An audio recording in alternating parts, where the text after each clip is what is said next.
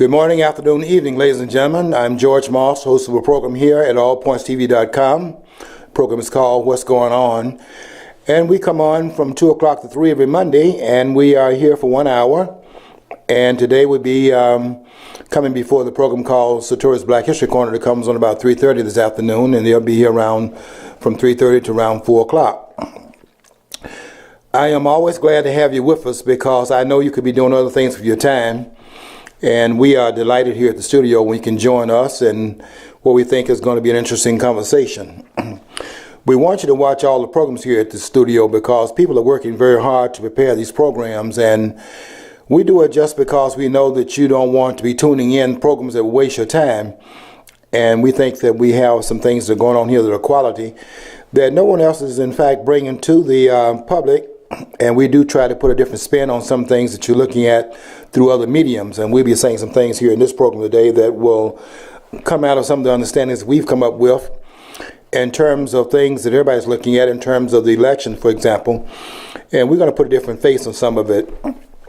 And I think some of it will be out of school, so to speak, because a lot of what's happening cannot be understood just by some of the understandings we've come up with through our past educational involvement. I mean, a lot of us have these degrees, right? And what I'm finding out in my studies is that a lot of what we've taken in over the period of time we've been in school, a lot of that has to be kind of dismissed or to be put into a different discourse because it has to be re-examined based upon new understandings that you get outside of those classrooms and outside of those books that have been really assigned to those persons in those classrooms, because much of it is like a guided type of thing that's going on, and you don't realize that until you begin to read other outside sources, and you see how much of it is kind of outside the orbit of what you got when you're in school. So you're well trained, but your training basically is your reading, writing, and counting skills, and once you have gotten that down to a science, you can be turning loose where you can go and find the other discoveries out on your own. And I wonder how much more would I be down that road if I had been turned loose when I was like in 8th grade, because I was reading a lot of classical books. I mean, I read the Wealth of Nations, Adam Smith's discourse. Those it was 2 volumes when I read it, but I now see it's broken up into different volumes. But I read that book when I was in 8th grade. And it's just amazing how much reading was going on back in that time period. We didn't have TVs in every room like we have right now. So you did a lot of reading to take up the space of what now TV does. And then they got all these things. You put the headphones on, listen to all the music, and you close out the world by texting and things like. We didn't have that. So what we had in the place of all the things we have right now, these gadgets they're playing with all the time, we had books. And we were reading very complex, what would be considered complex books now, but weren't complex at that time. And even when we read comic books, we read the classics in the comic books. I read a lot of the classics, like the book Monte Cristo, The Count of Monte Cristo, by the DeMars, the 3 DeMars family members, starting with Alexander DeMars, called Alexander the Greatest, and then Alexander DeMars Pere, and Alexander DeMars Fields. And I read pretty much those when I was reading. That was like in elementary school. I don't know why when they do a movie adaptation of the Count of Monte Cristo, they take it so far away from the original course. Even the one with the Jim Caviezel, it came out about 18, 20 years ago. I mean, that's been a long time already, but that's one of the better ones. But if they just follow the book, oh my God, there's raw sexuality, there's murder, there's mayhem, there's betrayal. I mean, everything that people love in the original text, but they always feel the need to change it almost like where it's almost unrecognizable. The ones who read the book. Yeah. And I read that book. It was that's one of the bigger books I ever read because it's just over 1,000 pages. Yeah, it is over 1,000 pages. You know, the thing that I really did not know that it would ever come a time that I would ever need it, but it was just something that you came across, and when you read all the things that are the easier books, and then you go into the more complex books, and I read those mostly because they will never be checked out, and they're always on the shelves. And I went through almost the library in a way, and didn't really understand that I would later on need it when I got into the university, and a lot of the students were reading it for the first time in the political science classes. And I had a pretty easy row of it. As a matter of fact, when I was a straight A student my junior year, everybody was congratulating me, but I kept saying to myself that I'm not really studying that hard, because a lot of what we are going through, I had already gone through it in my earlier grade level. And it has come into play a lot of times in what I'm doing right now. Anyway, I'm going to be talking about some things today that I wrote about on Facebook, and I'm trying to put into some kind of context what we're looking at in the political process right now. And I'm talking about things that I thought that I knew even last week. But as I began to look more and more into what is taking place in the delegation process that's taking place, both in the Democratic Party, but mostly in the Republican Party, because I'm interested over there more than I am over in the Democratic Party, which I think I've given up all hope there's going to be any sign of life over there, or any signs of life that's going to do anything to change the discourse and the direction this country is going in right now. I don't think a whole lot is going to be happening on the left. So I'm looking at what is happening over there in the Republican Party right now, because we do have this outsider, and there is a lot to be learned by just that particular campaign and what's happening to block his access, based upon the people that really want an outsider, and they want an outsider over there with Bernie Sanders in the Democratic Party, but they certainly are vying for an outsider in the Republican Party. And we can see that through the election, the campaigns of Ted Cruz on the one hand, and certainly we can see it with a person who never held an elective office, never held a political elective office before, and that's Donald Trump, and how well he's doing, millions of votes ahead of his competitors that have, there were 17 of them in number, now whittled down to 3, and many of them were governors. We're talking about senators, and they're all gone, and all you have left now is one senator and one governor, and then the outsider, and they're saying that Cruz is an outsider. And so that's what people are looking for. I think people have come to an understanding that the politicians are not going to get this job done. And although I don't consider Bernie Sanders to be an outsider, I even consider Ted Cruz to be an outsider, to be honest with you, because Ted Cruz has been in the Senate for as long as Obama was in the Senate before he launched his campaign in 2008. Obama was elected to the Senate in 2006 and stayed there less than 2 years before he began to go on the travel to the White House in 2008, and has been in there now going on, this is in the 7th year, going on the 8th year. So we're looking at Ted Cruz as an outsider, but I don't really think you can be an outsider when you've been inside of the structure for any period of time. I don't think you can claim an outside status. And I certainly don't think that would be true of John McCain in 2008, when John McCain was talking about being a maverick. And at that time, in 2008, John McCain had been in the Congress for 25 years. That's a quarter of a century. And was running as a maverick. I'll tell you this. You can't be a maverick, you can't be an outsider if you're inside of the structure. Because you're not sitting in the hallway and you're in the room where the deliberations are taking place, and the deliberations are taking place in terms of what they are coming up with, and you're sitting in there and you're listening to it. Unless you stay up there and object to it or stop it or throw a monkey wrench in the process, excuse me, but then you're not outside to it. You're privy to all the conversations that are going on, and you're on those committees where the work is being done that's referred from there into the larger body. And if you're on one of those senatorial committees, as Ted Cruz has been on for the 2 years he's been in the Senate, then you can't claim that you're an outsider, meaning outside to the process, because you're involved in the process. So I don't think he's an outsider. The only outsider I see, and it's certainly not John Kasich, but the only outsider that I see is Donald Trump, and that's because he's not held an elective office. And I think to that extent, we're talking about a person as virgin in terms of the political terrain.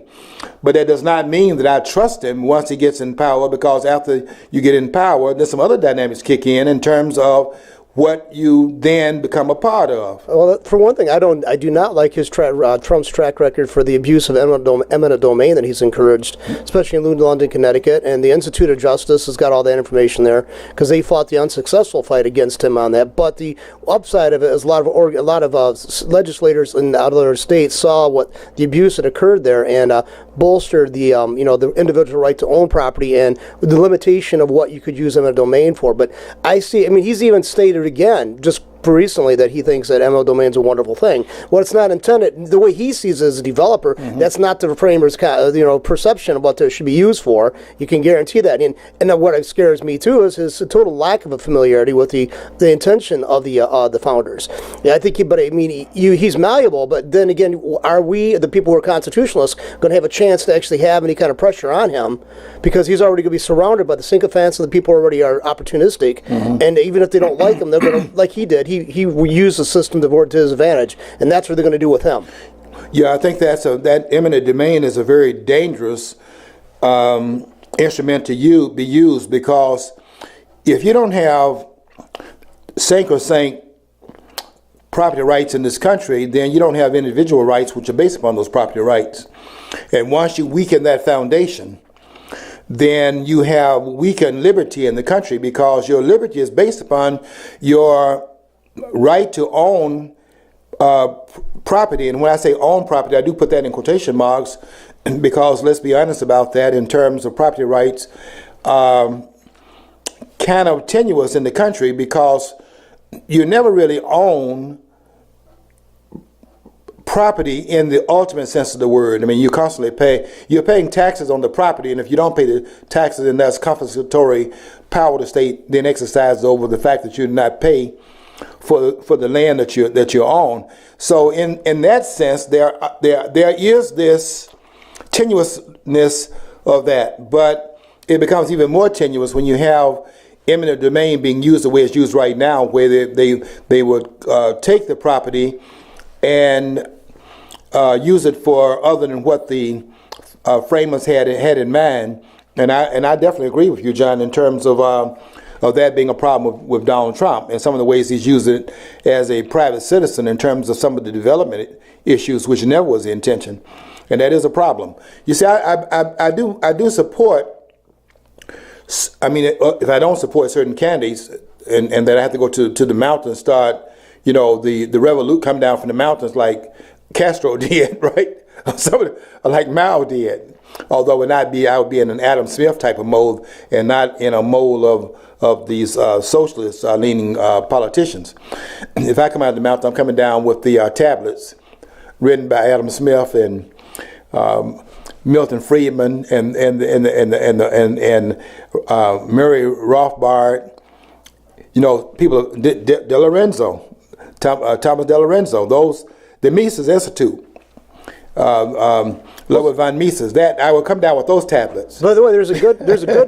You brought up the fact that people don't read too much. There is a group out there that produces great stuff with voice characterizations, usually done by some pretty renowned people. Some of them are passed away now. And it's a group called Knowledge Products based out of Tennessee, and they do a lot of stuff about not only about economic history and the history of economics and stuff, but also philosophy and also great thoughts and stuff like that. And you can get a series of tapes and stuff that or DVDs now and or CDs, and they're really not the minimal cost. I think they're $17, $18 a piece, which is pretty low. So if you have an interest in the stuff, or you commute, for example, and you don't get a chance to read, there's no real excuse to at least get a fair understanding. I mean, you're not talking in depth, but you're talking a really pretty decent level of understanding from those kind of products. Knowledge Products out of Tennessee. And one thing about those tapes, is that when you're riding around and you traveling, if you put those tapes in your tape player, I guess you have these CDs now. You could learn a lot just listening to those persons that are going through that information. If you can just turn the radio off and the music off, turn the volume down and on the entertainment and turn the volume up on the learning, you can gain a lot from those tapes. There's not a time that I'm in my car when I'm not tuned in something that has an informational basis to it. I'll listen to some talk radio programs, or I may put a tape in on some of the classic information. I love listening to those scholars on Greek history, for example, and I have a couple of those in the car. I listen to a couple of those on the way to the studio. And I recommend that in terms of how you can do it through, if you're not a reader, I'm a reader, but if you are not a reader, then you can get it through the auditory, canal. And those who read in your behalf and that are selling a product in terms of what they read and sharing it with the listeners, then you can learn it that way and save yourself some of the time and make your time more useful in terms of you're driving, you don't have anything really to do, and you're going to a destination. On your way there, you can do some learning on the way. Okay, well, I want to say a few things about what's going on with Donald Trump, because a lot of things are going on here in this election, and we need to take this as a laboratory of learning, because there are a lot of things that are taking place that are really some things that make you go back and rethink your earlier position. I wrote a Facebook post today that I never thought I would be writing, that there's something else here that has to do with the disenfranchisement of the American people that goes beyond the things that we saw in terms of people fighting for the right to vote. You see, I'm beginning to go back and rekindle my understanding of the civil rights movement, for example, because I now can see that those appeals to the right to be included in the voting process, which happened between 1955, you remember the Montgomery bus boycott, which launched the civil rights career of Martin Luther King in Montgomery, Alabama, when they arrested Rosa Parks on December the 1st, 1955. In that 13-year period of time between 1955 and 1968, when Dr. King was fighting for the right for greater inclusion of those who did not have access to the ballot. And before Dr. King, there had been this fight for the ballot for women, which was authenticated in 1920 with the addition of the 19th Amendment added to the Constitution. And what I'm beginning to see now that I didn't understand earlier, but now begin to look at it through the campaign taking place right now, it opened my eyes up to some things I had not seen in terms of those movements and why those movements were successful.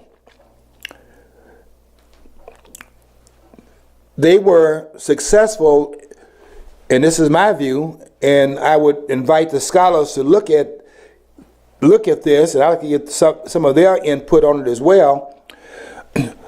But I think that the rulers, the ones that I am now seeing coming out of the woodwork from behind the scenes and doing a lot of things that are raising a lot of eyebrows with people who think that this is something that happened overnight and that is directed at one particular person's campaign, that is Donald Trump, that this has been in place for a long time. And I'm going to try to give you some basis of where it starts out in, and also why I think it has been misconstrued as being something else when it's really something we have to look at through a historical rootedness we have in the body politic of this country. But I think that what we have in terms of the inclusion of women's right to vote on a national basis based upon the 19th Amendment being added to the Constitution in 1920, and the reinforcement of the rights of blacks to vote, which was, first of all, an 1870 addition to the Constitution, but reinforced by the 1964 Civil Rights Act and the Voting Rights Act of 1965, after King had led a march from Selma to Montgomery, and out of that came Johnson passing another civil rights bill that reinforced what had been passed in 1957. We haven't heard too much about the bill that was passed in 1957 under the Republican administration. That was Dwight D. Eisenhower's administration, which was in answer to the demonstration that occurred in Washington on the third anniversary of Brown v. Board of Education that occurred in 1954. The third year anniversary of that, which was May the 17th, 1957, they had a march on Washington. We have not heard of this one, but a march on Washington that took place there where Dr. King give us the ballot speech. And was it in September? It was September of 1957 that a civil rights bill was passed by the Republican Congress at that time that pretty much was the forerunner to the civil rights bill that was passed in 64 and the voting rights bill that was passed in 65, which we haven't even heard of. Most persons believing that this is the modern progenitor of the 1870 15th Amendment that was put in the Constitution. But the modern progenitor of that was really the 1957 and not 1964 and not 1965. Now, what I'm getting at here is that Dr. King was leading a charge to bring about greater inclusion of an excluded part of the population into the voting process. And I look at that and see that that is also what women were doing. Susan B. Anthony and others, for example, that were fighting valiantly for the right of women to be included in the body politic through the voting process, which occurred in the women were voting in some local areas, but they didn't have the national standing, and that was in fact given in 1920 in the 19th Amendment. But what I have now come to understand is that that was really part of a kind of inclusion, or I'd like to put it as the illusion of inclusion, because there are two processes that are operating simultaneously at the same time, as it is right now. For example, you see, for example, where people are going to the polls and they're voting in the delegation process. But what you're also seeing is the duality where there are some other delegates that are available that are not actually made available through the voting process. So what you have here is enfranchisement on the one hand, and you have disenfranchisement on the other hand. In other words, there is voting in terms of going toward a particular possible outcome, potential outcome, and there's also non-voting to determine the same outcome. And they're both operating in a dual way within the same context toward the same end. So in King's case, for example, King was fighting for an inclusion in terms of the enfranchisement process that is one that is visible and on the surface. But there's another disenfranchisement that goes on underneath the surface that King didn't see. And I would even claim this. And I want the scholars to say something about this, as a matter of fact, is that in terms of the celebration of King, as can be seen by the statue that is in the nation's capital, the rulers that are in the background would have endorsed King for a very different reason than those that followed King from Selma to Montgomery, starting out on the 22nd of don't tell me, of March 1965 and arriving in Montgomery on the 25th. You know, it started out first in March the 7th, 1965, the one in which John Lewis and others were attacked, you could say, beaten on what they call Bloody Sunday. And they try to act like that's a march where they actually went to Montgomery. That was not that march, although John Lewis tried to represent it that way, because they want to act as if he was that catalyst that then led that into Montgomery, and then out of there came the Voting Rights Act, because the national sympathy was created by the person seeing this on TV. And the American people are pretty fair-minded, and when they saw that, they were in fact abhorrent, and through that sympathy there was this act that was in fact passed, but it was a regurgitation of an act passed earlier that they didn't see because it was not the limelight drawn to it. But what King was doing, quite frankly, was working in that dual enfranchisement issue, and he was dealing with it from the surface part in terms of, yes, these persons are disenfranchised, visibly so, because they're not allowed to go to the polls. But you see, what King did not see, and what I did not understand until I began to look at this more carefully through the president campaign of Donald Trump, and of course I can look at it in terms of what's happening over there with the superdelegates in the Democratic Party, is that there's a two-tiered process in the political system. So the enfranchisement, the genius of and cleverness of the rulers of this society is that the question is, how do you bring about disenfranchisement? By bringing it about through the inclusion, you see, of voters. We all know that you have disenfranchisement when you don't let people go to the polls. And of course they protest that because that's visible up close and personal and in your face, and all of us can in fact see it. But it's much more clever when the disenfranchisement is one in which the disenfranchisement takes place by disenfranchising the people by the invalidation of the verdict, by first of all taking them through a selection process before you even get to the voting process. And that has been truly astounding to me, that I was just simply going through, what does it mean? What does it mean, for example, in Colorado this past weekend, when there was not even a balloting that took place and Donald Trump lost, and there was no balloting that even occurred? And the New York Post has an article this morning saying to that process, and they framed it and said Donald Trump is whining.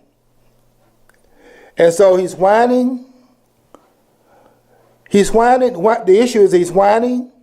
You know, now this would be weird. Now this was a general election, and you knew overwhelmingly that your candidate that you voted for had more votes, and he or she didn't get in. Mm-hmm. That's about the same principle. These people are just, oh, he's whining because he didn't get any kind of notice. Well, if people were voting for him and he didn't get any votes, it doesn't make sense to us. You know what I mean? But it's okay when they do it that level. It's a corrupt system from the beginning, and even if it's not your party, they should be concerned about the corruption of the system. They should be.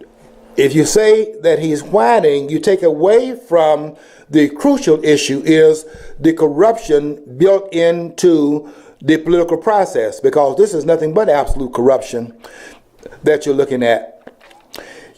It is really a clever scheme, because you see the disenfranchisement that King looked at as something targeting a specific part of the population, or that Susan B. Anthony, for example, would have looked at as targeting women. The disenfranchisement is really total, and there's a disenfranchisement of the American people. That's what surprised me. How do you, in fact, validate the ballot and in the same breath invalidate it at the same time? Whoever put that puzzle together and that system together is very clever and is in fact ingenious, because the people in America are not in fact enfranchised, they are disenfranchised in this country. And it looks like they are choosing the national leaders. The national leaders are chosen for them. And now you can understand a little bit more clearly why they are saying in the Republican Party with this outsider coming in, and he's a true outsider. Because here's a person coming into their domain that's never held elective office, and therefore does not have a track record that they can trust, because it comes in outside of the political interests already in place. And people say, well, they don't like Ted Cruz either. Well, they don't like Ted Cruz, but they don't like Ted Cruz for a very different reason. Not because he's an outsider in the sense that Donald Trump is an outsider. They don't like Ted Cruz because Ted Cruz, have you watched him on television, and have you noticed that he doesn't like to go on there and do interviews? I mean, they invite him all the time, and he doesn't go. Because once he is in front of that camera, you find out that he's not a very likable person, and he's not liked in the Senate, because they don't appreciate Ted Cruz because he's part of the organization, the organism, and then he's part of the cartel. And then he goes out and point a finger back at the people in there that are the money changers inside the temple. And he's a part of that in the temple, but he acts like he's not part of it and point them out. And they don't like the fact that this guy is partisan in the group and then comes out and targets the group to his advantage and their disadvantage. He is the wolf in the hen house.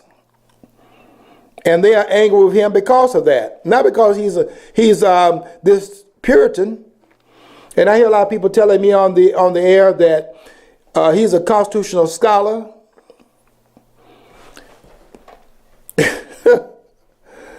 That he is a constitutionalist. You know, I'm willing to be reasonable here, but I'm not willing to be an idiot in terms of somebody telling me that a man that is running for president against the very vestiges of the Constitution is a constitutionalist. Like, the people I ran into had a fair knowledge of the Constitution, but it perverted it in the way they perverted it, but they could quote it, were the leftist. And they would, they'd say, provide for the general welfare and all this stuff. They'd say, it's in our founding things that we should have welfare. I said, where do you get that from? They'd cite that. I went, oh, so it means a welfare check. That's what that means, right? It's a welfare check. Right. I actually had a professor throw that at me one time. I went, and I just sat there dumbfounded because this was an otherwise educated person. I went, okay, for one thing, how could you get this when we didn't have the taxation the way we have it? So how would you finance welfare checks? Right. Another thing is we didn't have the ability to cut them out and send them out immediately the first of the month like we do now. So, because mail is intermittent at the time of the founding of the republic. And so I'm just looking here and I've had somebody, one poster, he and I carried on until I had to basically, bar him on my Facebook page. He was attacking me. This guy's a lunatic, saying that's what the founding fathers want, is to have welfare and all these social programs. And I'm saying, well, that might be good. They might have said in retrospect, if you interviewed them 60, 80 years, beyond the point they lived, they might be on board for it. But it simply we didn't have the income tax and stuff like that, support something like that at that time. So there's no way they could have, pulled for that or pushed for that. So the framers put the General Welfare Clause in Article 1, Section 8, Clause 18 of the Constitution, which was to say that those particulars that were given to the Congress in Article 1, Section 8, you go and read the first 17 clauses where they're empowering the Congress, but they're also restraining the Congress and the national government at the same time through the enumeration of powers, which is what Article 1, Section 8 does. It sought to limit the federal government by, in fact, enumerating the powers that were being dispensed to it by the states, given to the federal government to carry out, and said that those things that would be in the general well-being of carrying these mandates out, then in Article 1, Section 8, Clause 18, then to carry out the earlier directives, the delegation of powers, then if whatever is necessary to carry these limited things out, then they'd have the right to do that. But don't forget that the limitation is not in the general welfare clause, but in the enumeration of the Congress's rights, the federal government's rights, because the enumeration is where the limitations of those rights are. By them delegating, the federal government can do this, can do the other things, and then they have the welfare clause of Article 1, Section 8, Clause 18, that empowers them to carry these particulars out. The idea that can be expanded into what we have right now in the welfare state is ridiculous, because you don't have the right to your well-being based upon the non-well-being of another person. In other words, when they say, for example, that health care is a right, and the right is one in which the government must make available to its citizens, you don't have the right to anything where the cost is placed upon another person. There's no constitutional right to health care in this country, because the question comes down to what right do you have to the physical efforts of another person. In other words, when a person goes to work and works in his own interest, in his own behalf, to what extent does that which he's working for belong to someone else who did not work for it? It's a question that Walter Williams at George Mason University raises. He says, he asks the question, how much of what I earn belongs to someone else, how much of it, and then tell me why. And the answer is none of it. It belongs to the person who, by the sweat of their brow or through the intellectual wherewithal they have to dispense something that people are willing to pay for, it belongs to that individual and to no one else, because they are the producers of the product. And this idea that you can seize it under the state and make it legal and then hand it out to other persons to whom it does not belong, that's theft. It is theft whether the state does it or the guy on the street does it. And it's called theft, but it's called theft in one arena and not called theft in the other arena, because the ones that are doing it in the other arena are the ones making the laws about it. But they declare it to be illegal in the one case, and the same action, but under the color of law, is declared legal in the other case, but it's the same thing. If theft is wrong over here, then theft is wrong over there as well. And it was not even allowed in the Constitution until 1913 with the passage of the 16th Amendment. You didn't have the right. See, the framers were fortuitous enough to understand and prescient enough to understand that you have to have an insulation between the federal government, which has enumerated powers, between the federal government and the people, and that barrier between the federal government and the people were the states standing in between them. On the other side of the states was the people, and here were the blockers in it. And the states sent their representatives to the Congress and had their representatives in the Congress as the blockers of the federal government. And that's why they were there. And that was changed also in 1913 when they shook the fabric of the federal system in that year. My studies have really been shocking me, to be honest with you, because as I looked at this more and more, just looking at what's happening right now in terms of this disenfranchisement issue, I began to see the rulers a little bit more clearly for what they are. And they're very clever because they are able to do this almost in broad daylight,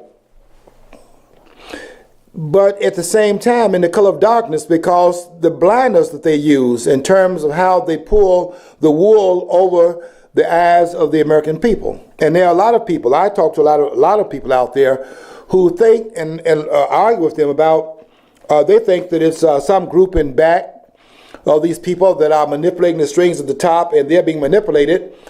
And if they were not manipulated by these dark forces, they would be virtuous and carry out the ends of power in a more virtuous manner. But because they're being corrupted by some outside external influence, that they have no choice in the matter, because they go there with virtuous intent, and they're corrupted by others.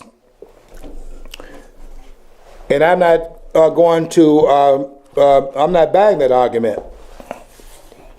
Let me read something to you here about that from the book called Organized Crime by Thomas J. DeLorenzo, in his book called Organized Crime, The Unvarnished Truth About Government. And in chapter 13, he has the title, The Founding Father of Crony Capitalism. I'll just read one paragraph of this chapter, but the whole book should be read. DeLorenzo makes this comment. He's talking here about Alexander Hamilton, and he has it under the title, The Real Hamilton. The Real Hamilton, he calls it. The real Alexander Hamilton. He says Hamilton was the intellectual leader of the group of men at the time of the founding who wanted to import the system of British mercantilism and imperialistic government to America. So Hamilton wanted to import British mercantilism. That would be then the bank, the idea of the Rothschild Bank, or the central bank, the idea of the central bank. And also, he says, wanted to import the imperialistic government that was in Britain, wanted to import that to America. Yeah, Hamilton was definitely a mixed bag. He had some great ideas. In some ways, the idea of a central bank, or by our common, we couldn't think of living our lives without it now. But it was, the founders feared that more than they did a standing military. They did. They absolutely did. And they were rightfully concerned about it, because they just fought against that very impediment. But here's where in fact Hamilton would be opposed by James Madison and be opposed by Thomas Jefferson. Jefferson was the Secretary of State in the administration of George Washington. Hamilton was the Secretary of Treasury, and it was Thomas Jefferson, and it was also James Madison. James Madison was in the House of Representatives this time, the father of the Constitution. They were forming a cabal, so to speak, to stop Hamilton. And it was what John just said. Hamilton was absolutely brilliant. I don't know anyone else that could have set up the Treasury Department as was set up under Hamilton. He was absolutely brilliant at that time. And don't forget, it was Hamilton that wrote most of the Federalist Papers. 85 Federalist Papers. Of that number, 51 of them were written by Hamilton. Now James Madison was the father of the Constitution, but he only wrote 29 of those. The other four, 29 and 51, that's 80. The other 5 were written by John Jay. So Hamilton wrote most of the Federalist Papers. 85 in number, he wrote 51 of them. That's how brilliant he was. And his helping establish the Constitution and writing about why it was necessary to bring about a new document to replace the Articles of Confederation. Hamilton pretty much was the man behind that. But don't take the credit away from James Madison, because of the role he played at the convention itself, where the Constitution is being drawn up and drafted. That's Hamilton's genius. But there was Hamilton there that was the one that was explaining it to the nation, basically in New York, so that they could understand why it was necessary to throw out the old document and bring the new document. But behind it was another mindset, different from the mindset of Thomas Jefferson and James Madison. I'll get to that in just a minute, because that's got to be explained also. So Hamilton was the intellectual leader of the group of men at the time of the founding who wanted to import the system of British mercantilism and imperialistic government to America, copying the British system and importing it here. Well, why were they fighting then? Well, he says this then. He continues by stating the following. As long as they were on the paying side of the British mercantilism and imperialism, they opposed it, meaning Hamilton, and even fought a revolution against it. Why? Because they are the payees into the mercantilist imperialist system of the British. But being on the collecting side was a different matter.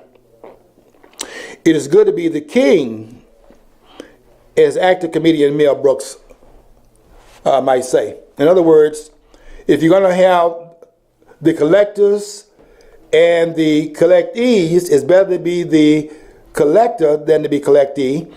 And that would be what Hamilton was really fighting against. In other words, fighting to replace the tax collector and become a tax collector himself, or a money changer.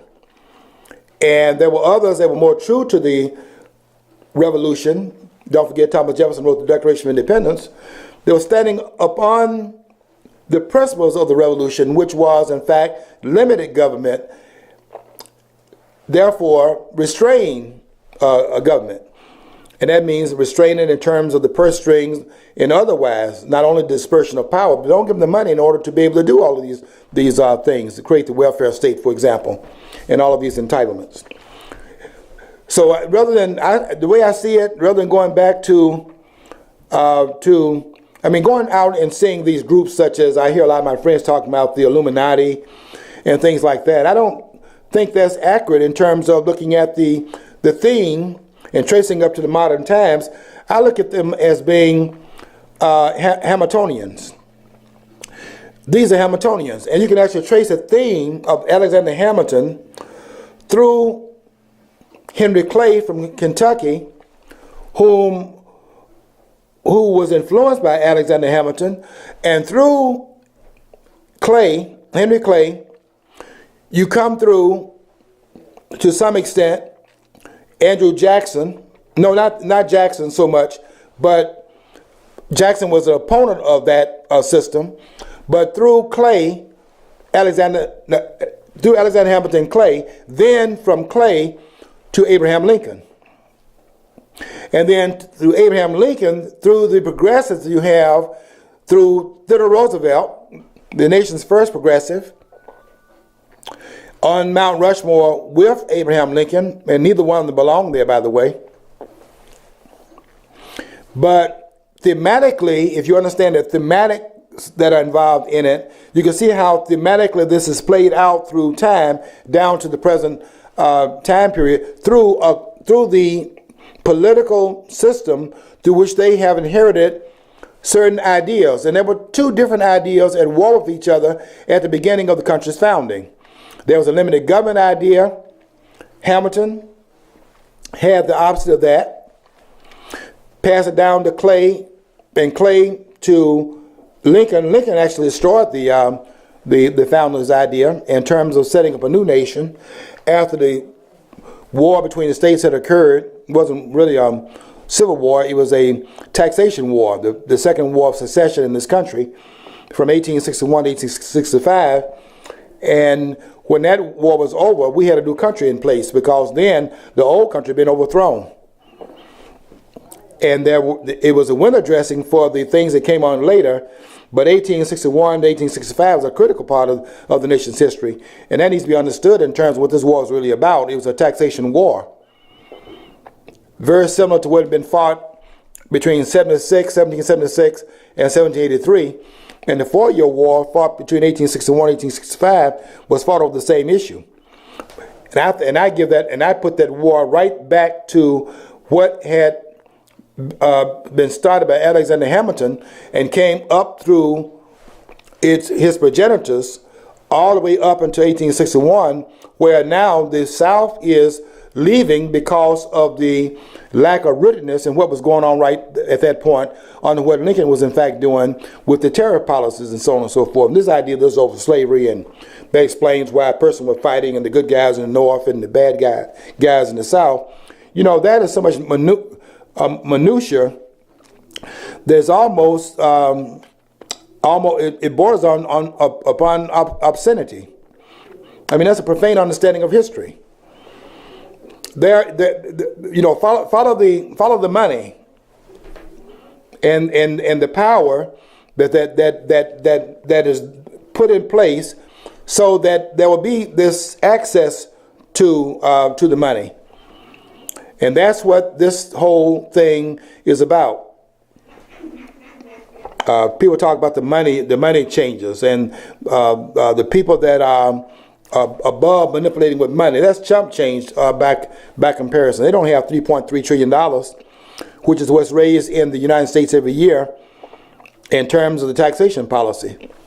And you're getting ready right now on the 18th. We got three additional days this year. You don't have to mail your tax returns in until the 18th of this month. But anytime after the 18th, you will be charged an additional fee if that is not in the mail by the deadline, midnight on the 18th. It has to be in the mail by that time period, or there's an additional taxes, in fact, placed there.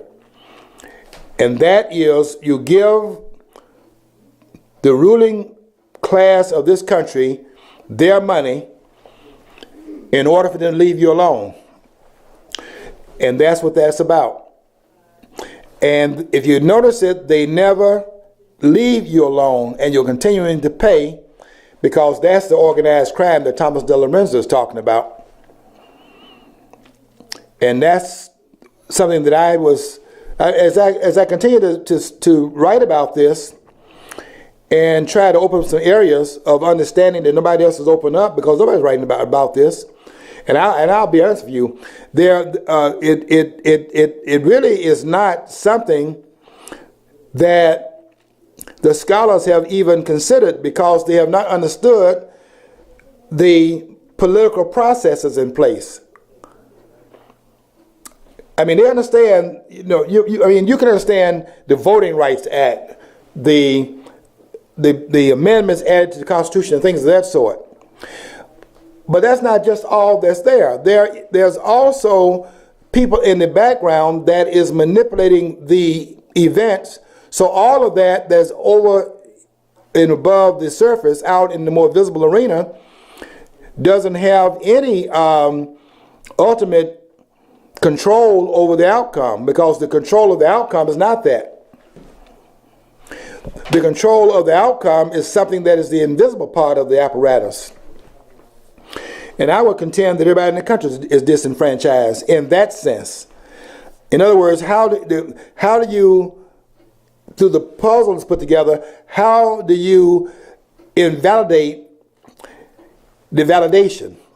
In other words, people are validated to go to the polls and vote by having the right. You're 18 years of age, and therefore you meet that requirement. Or you pass an amendment, and therefore the restrictions placed upon that, or maybe a bill passed, that defeats that requirement. But how do you, after you, in fact, have the inclusion, how do you then come behind it and invalidate the inclusion? In other words, how do you create the illusion of inclusion? And that is a system that we're now seeing play out, that you're watching right now in this process. And I'm just waiting to see what's going to happen at the convention. And I'll be in Cleveland, by the way. I won't have any credentials to go inside.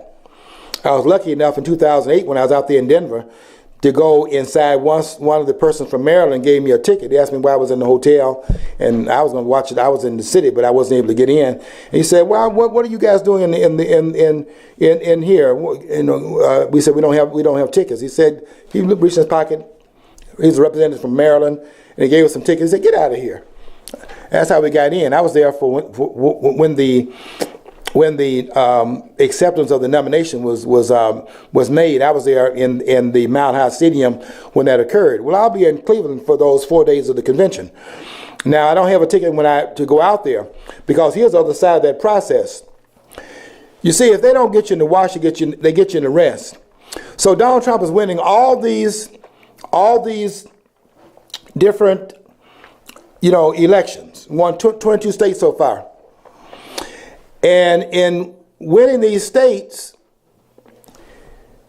he has all these delegates, more than about 200 more delegates than does Ted Cruz.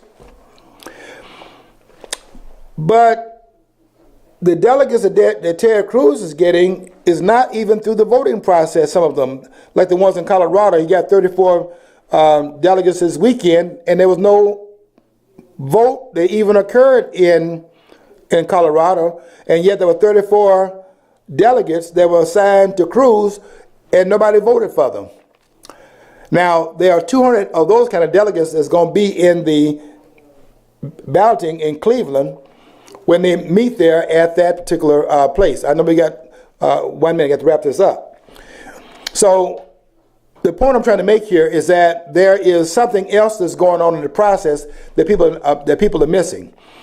And that is, even in terms of the delegates, you can disenfranchise that way by putting persons in the delegation that go to the convention that are consigned to vote for that person on the first ballot only. But after the first ballot, they don't have to vote for that candidate anymore. And you can put in there those who are assigned on the first ballot to vote for Donald Trump, but they're not Donald Trump supporters necessarily. And when they're not consigned to vote for him on the second ballot, they can go and vote for the other candidates. And that's another way of invalidating the validation. There's a system in place here, is what I'm saying. And pay attention to it, because you're going to learn a lot about what really is going on in this country, because in this country right now, we're all disenfranchised. And that's what we mean when we say we get to take the country back. Take it back from whom? Take it back from its owners and give it to its rightful owners, which is the American people, and not to the rulers behind the scenes. Okay. We're finished today for this particular part, but I'll be coming next week with another face of this, because we're not through with it yet. There's some other things got to be said about it as well. Until that time, though, I want you to follow your dream, because if you don't follow your dream, you'll never know what's on the other side of the rainbow.